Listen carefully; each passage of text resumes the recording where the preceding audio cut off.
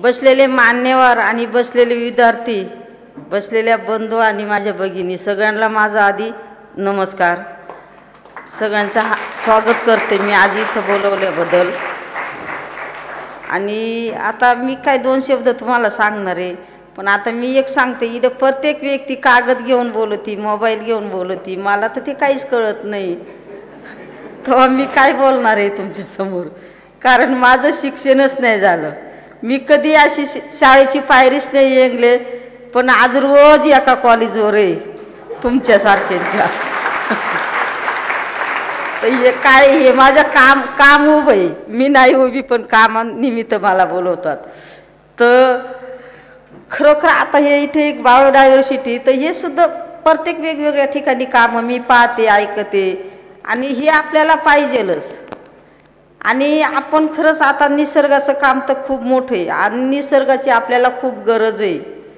निसर्गामध्ये काय काम करायचं, कसं राहायचं, आता याच्यावर सगळे कामं चालू झालेत। फक्त मला अजून एकच काम दिसत नाही, ते तुम्ही विद्यार्थ्यांनी केलं पाहिजे।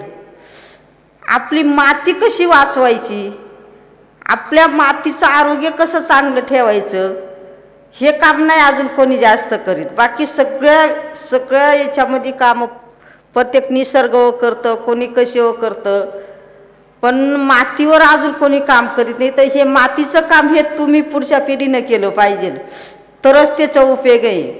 नाही तर तुमच्यापासून माती म्हणजे काही राहत नाही।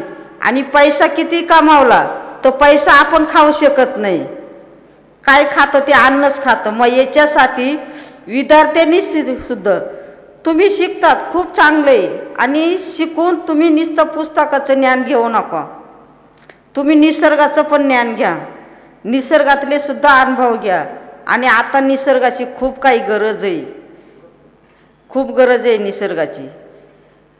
तर मी आता इथं काम करत असताना मी काय काम केलंय, माझं तर शिक्षणच नाही, मग